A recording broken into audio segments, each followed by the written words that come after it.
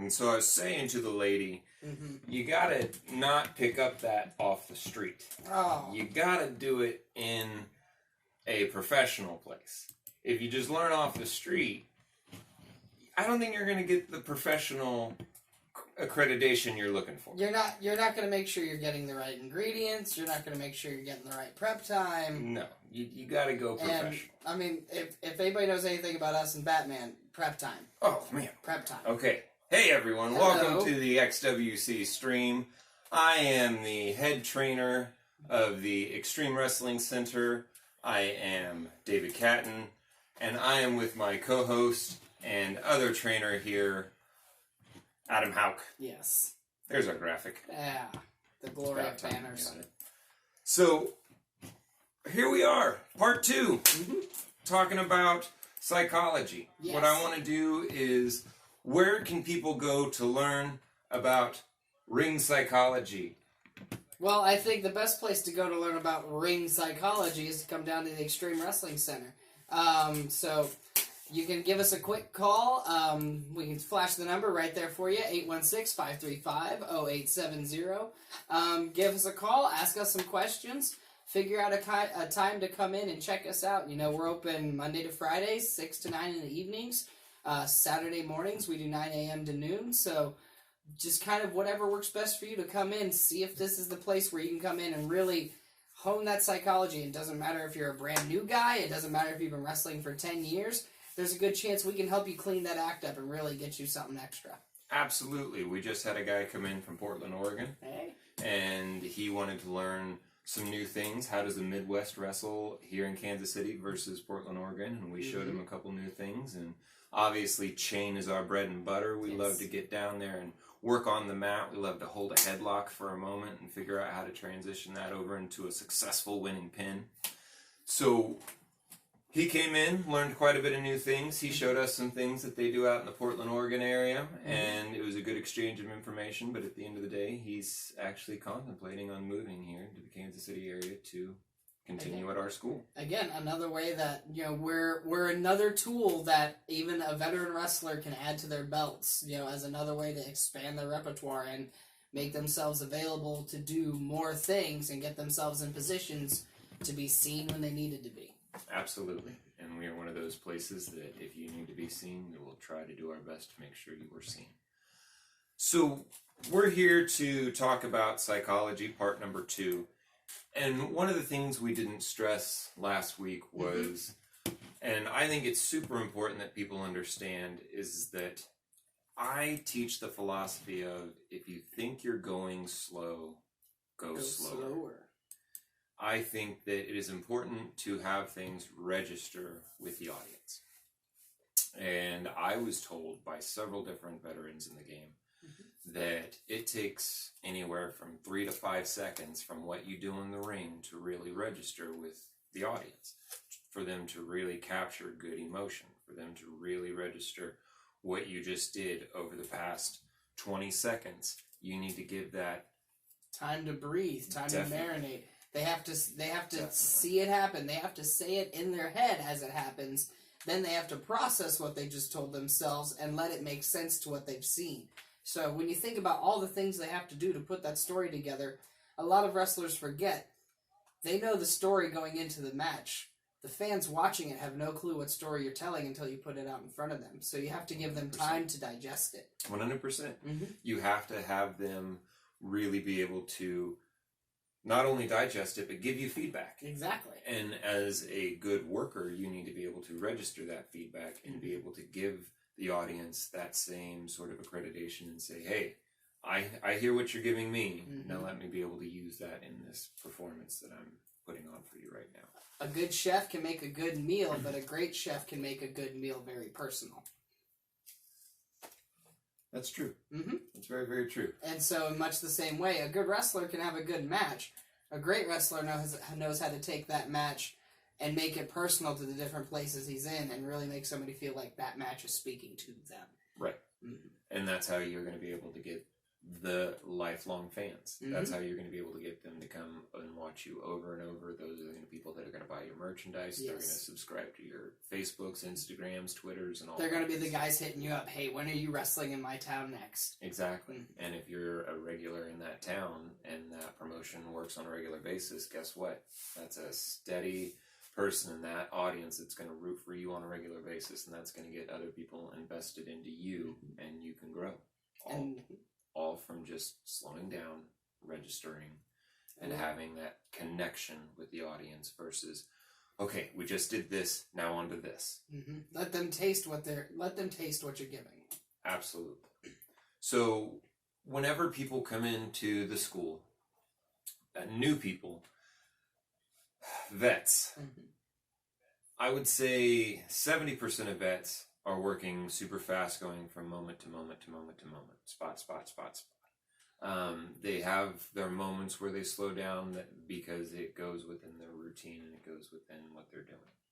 But a lot of that is because, and I think kind of touching on that, they get so inwardly focused on running that routine and doing their things and hitting their moments that they forget that there's something else out there they need to be kind of paying attention to.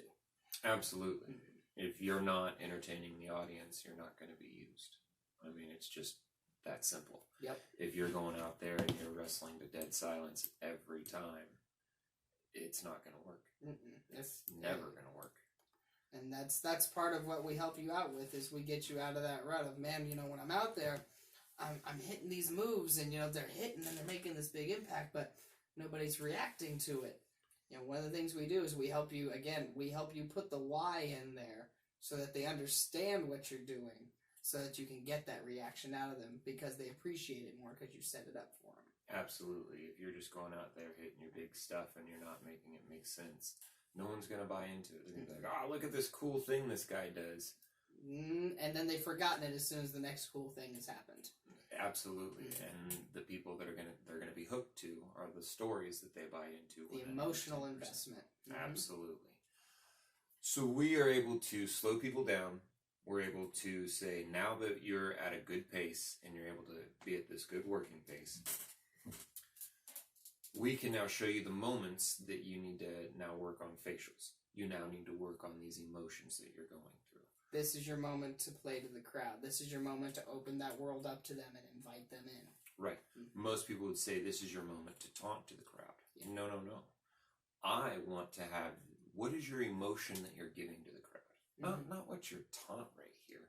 What is your expression to the crowd that you're going to give them? What are you trying to evoke out of them? Absolutely. What is this thing that you're trying to say the match has brought from you? Has the match brought you to the point of you're just so pumped with adrenaline, you hate this guy so much that now you can break through the pain that you've gone through and you're going to kick this guy's ass and it's his time to feel the animosity that you have? Or is it, I barely escaped from this guy kicking my ass, I need to have a moment of relief? And let the audience see that moment of relief. Let that audience see that moment of you being scared. And it's not just the scared to the other guy moment. It's a literal moment of, wow, I just dodged a bullet. Right. I could have lost right there. When you kick out at 2.5 and you come up and you're just gasping for air, that's one thing. If you come up and you're gasping for air and you've got the fear of the devil in your eyes, then it tells a whole different story. 110%. So being able to point out, hey, your kickouts are pretty much the same. Why? You're whenever you take this move, your sell is great, the move looks great, but then your facial goes back to, why does it do that? Whenever you're playing dead fish, which some people do, I can understand that. When you're playing dead fish, how can you go from super knocked out, guy can't move me, to being able to throw a couple punches right back? What emotion did you go through to get to that moment? Did you wake up from the knockout and then realize where you were and realize you're about ready to die and you need to show that moment of, oh my God, and then start striking? Or did you just get up, oh, here I am moving, now it's time to start doing my thing? Rocky doesn't just get up and start punching. It's the whole cut back to Mickey. What's he doing? He's getting angry. You gotta have that moment. We've gotta see the reason you're able to come back up from that. So We've got to see that build happen, you know. Absolutely. I think our school does a great job of trying to connect moments, you know, by being able to say, hey, right now, this is the moment where the good guy needs to really show why the audience needs to be rooting for him. And we need to have different emotions other than, white me, babyface, I'm super happy all the time, root for me. Like, that's fine, that's cookie cutter and everything, but we need to know, okay, no, you're a fighter. Even though you get beat down, you're going to fight back up through it. We're going to show that you have a little more smart technical prowess whenever going up against this body type, or you are this body type. We're going to show, hey, no, you can use these power tricks in order to get the audience behind you and show that you are this type of archetype of a wrestler. If you just go out there and try to be a good guy character, I'm not a cheater, I'm just a nice guy, you're going to get booed nowadays. I mean, just, and in the past, it got nothing. And, you know, nowadays it gets the opposite reaction because it's that John Q public just doesn't invoke reaction out of people the same way, you know, your kind of, your real raw emotion type characters do. If it's something that I can immediately relate to, if it's something that I can look at and I say, well, I understand how he feels because I could put myself in that position, then it's something I'm much more likely to connect to. If it's just the guy that goes out there and says, I'm the good guy and say your prayers and don't do drugs, kids, you know, if it's very generic, there's nothing for me to grab onto. It's too smooth. Absolutely, and nowadays people aren't generic. If you say the generic person, there isn't really a generic person anymore. Everything's got facets to it. Everything's got shades, you know. Depth. Absolutely, 110% agree with that. So by being able to show, hey, your job is to get people not to like you, and it's not just by being a jerk, it's by wrestling a certain way, by reacting to these moments, these certain ways. If you see someone get beat down and how they react after they get beat down, in your mind, either you're going to be like, oh man, that guy backed down after getting beat down, and now he's cowering away. Fuck that guy. Most people are going to get behind that. Now, if he cowers away and then tries to take advantage, you'll have some guys out there, he was smart. You see that? Obviously, you're going to get that, but more often, you're going to get the people out there behind you, even if he did sneak around and do his thing, they're going to boo that more often than they're going to cheer that. Because it was undeserved, yes. Absolutely. That's one of those, again, the kind of creating those moments where we see the face's emotions because we know they're deserved, we know they're earned, we know they're justified. Whereas the actions that those heels take, a lot of things we teach people is when we make those things kind of stolen, kind of unearned in a way, it really kind of helps bring that ire out of people. Absolutely. And that goes into the depth of your psychology. We talked about last time when you're someone new, you come into the system, we just teach you basic emotions, basic traits. When you come out, you're, you know, bland student name, XWC Student. And your job is, can you get this emotion over in the match? Not, hey buddy, can you hit this certain thing properly and then make sure this footing comes over here and da-da-da-da-da. And you gotta say yeehaw because you're a cowboy. Right. It's not that. It's when you go out there and you're getting your ass kicked, one, can you get the audience to sympathize with that? Can you get the crowd to rally behind you? Can you get the crowd to rally behind the guy you're putting the hurt on? Right. 100%. Our goal is not to, can you put out this character? Our goal is, can you move a crowd? Can you move a mountain kind of thing? Absolutely. And then you'll be able to play with that later when it comes to character. And I think that's what people get caught up in is, how can my character move these people? And eventually you're going to get stuck in a corner of, well, your character's done everything. So now what are you left to do? Right. And so when you ask them to go out of that comfort zone, they're going to be like, well, my character doesn't do that. Okay, buddy. Thanks. Not a problem. I'll find somebody who can. Right. 100%. before you know it, that you're gone. The more you're able to adapt yourself to, the longer you're likely to stick around. And that's just, that's the nature of most things that are kind of a competitive nature like this. The more adaptable you are, the longer you're able to hang on, as opposed to the one-trick pony that knows his one position. Absolutely. Now, there are one-trick ponies out there that, are awesome at their one-trick pony, and that's fantastic. There are needs for them, but, again, they're fantastic. They're very few and far between. Yes, and we don't try to teach to the outlier. Nope. We try to teach to the bell curve. Absolutely. We're going to go to where it's... I understand this one thing worked for this one guy at this top level, but we also know that there's a vast majority of people that this is going to work much better for, and we want to steer you in that direction because we know it's going to work for you.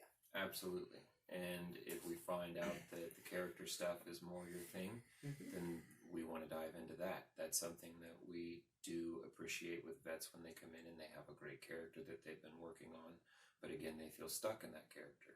We work on their psychology and we're like, okay, well, why does your character do this in this match? Why does he not do this in this match? Here's a couple ideas. How about we run a couple of these matches? Let's record them. Let's see how they go. And we're able to really work out some kinks, and guys walk away with, oh man, I feel like this works way better for me. This selling works way better for me.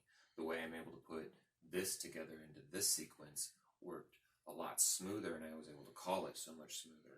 It made it almost effortless for you in a way, and that's Absolutely. one of the things that we kind of do, especially with vets who've been around for a while, to kind of help them make those things smoother, make those things a little bit more effortless, is we really focus on trying to take extra steps out of the equation, take unnecessary and kind of, gratuitous movement and parse it down to where you're just doing what you need to get the point across. Absolutely. So we have another match queued up this week, which is really awesome. We have Infinite, which I think we saw last week with the Singularity. Yeah. He was on the outside whenever Marksman was going up against Pariah, who's with the Singularity. So Infinite is going to be going up against one of our students, Amber. Now, Amber is a student. She is just getting started in her ring work. She's just now really starting to wanting to go out and get booked, or is able to go out and starting to get booked, I should say. I think this match that we're seeing, this is probably within her first handful, 4, 5, 6, right around there. So yeah, absolutely. Infinite is someone who has experience at other schools, but whenever he came to the Xtreme Wrestling Center, he saw a lot of his things take off. He's been getting booked quite a lot more since he's joined our school, and he's really learned how to solidify a lot of his character and in-ring work. When he came to us, he had a real good grasp of how to do things in the ring, but not how to put it together. Yes, there was the glue that was missing kind of in between all of the elements. Absolutely. So I believe that with a lot of his hard work and his determination and some of our direction and a lot of our work put into it, we're really starting to see a fine-tuned machine when it comes to the Infinite. Yes. So right now, if we can bring up the match, and we will kind of break down some of the psychology against intergender matches. They are not for everyone's taste buds. It's not their flavor of ice cream. But again, it's another story you can tell, and if done right, it's a great story to tell. Obviously, if done wrong, it can very quickly be something that's cringe-inducing or uncomfortable. But correct. And so that's what he's showing me. He's like, do I have to really fight a girl? And the cool thing about Amber is she's a collegiate worker. She's a collegiate wrestler. She just went to state finals for her high school wrestling team. I want to say just a couple weeks before even filming this match. So right, and which is awesome. She's a real fighter. She gets down there, and you look at the size difference, and most people would say no. There's just no way, right? This is absolutely not going to work. So they have a big hurdle to jump through right off the bat. How do I make this work? Now, there are some people out there who love those type of matches. Boom! Let's again. It's the size alone isn't everything. And very quickly, we're gonna show Amber's got some power to her. Amber's got some ability, and Infinite's gonna have to start contending with what he thought was gonna be a walk in the park. Right. So there, Infinite's down. He takes a knee. He's moving constantly, not dying, not playing dead fish, having some emotion.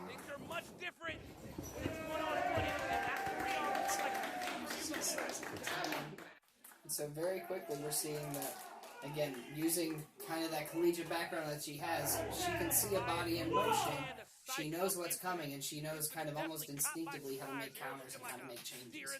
Absolutely. Moves him out of the way, dumps him to the outside. And you can see frustration. You can see her saying, come back in, I'm ready to fight. There is emotion playing out that the crowd can buy into. Slow things down. Look, she's not backing down. Not at all. Smacking She's the crap out. putting a little attitude back into it in her own right.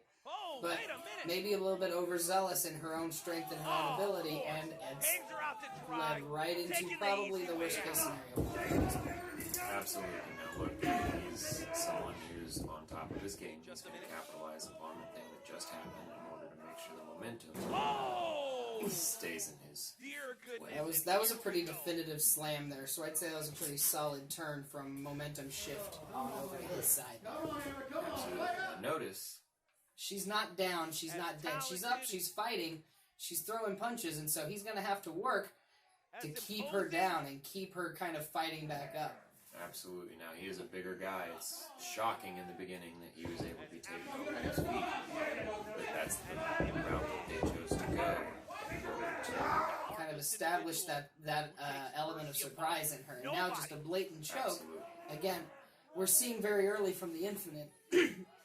He feels that he's going to have to resort to kind of getting underhanded because of a little bit of that upset that we saw early in the match. So I think a little bit of that humiliation that you saw earlier, that anger's playing into where it's just, I'm not going to give her another opportunity.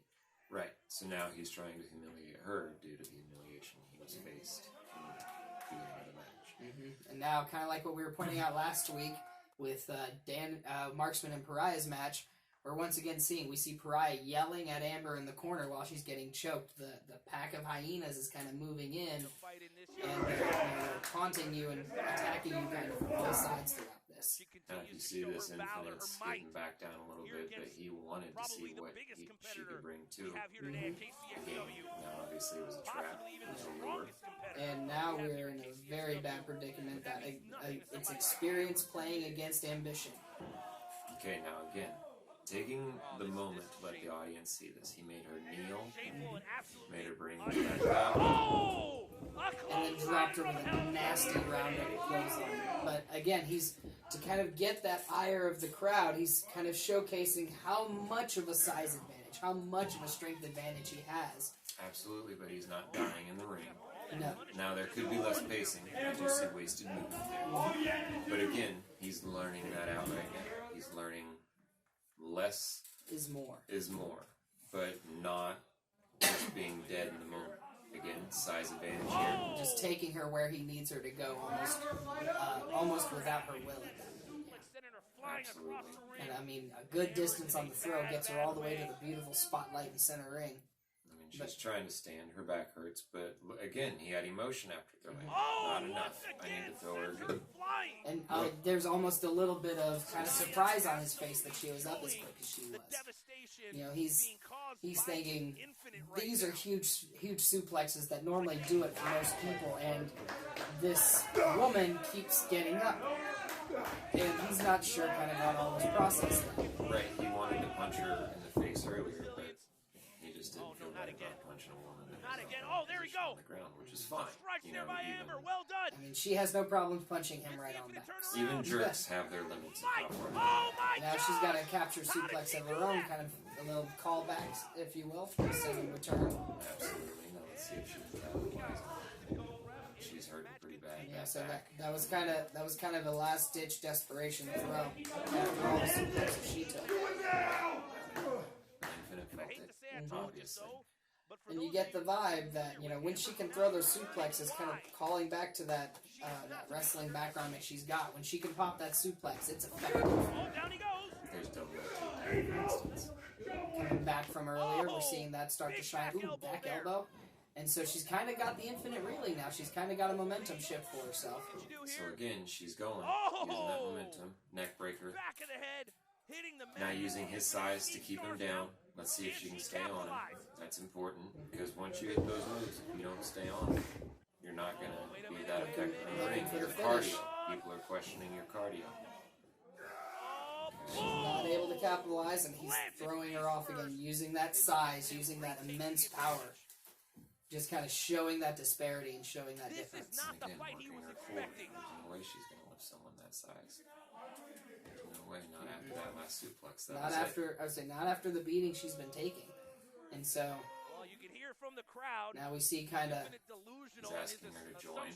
That people actually He's respected what she's done. She's put up more of a fight than he thought he was going to get, and so we're seeing kind of that, like you're saying, it's the Highlander moment. Or not Highlander, but it's the join me or die.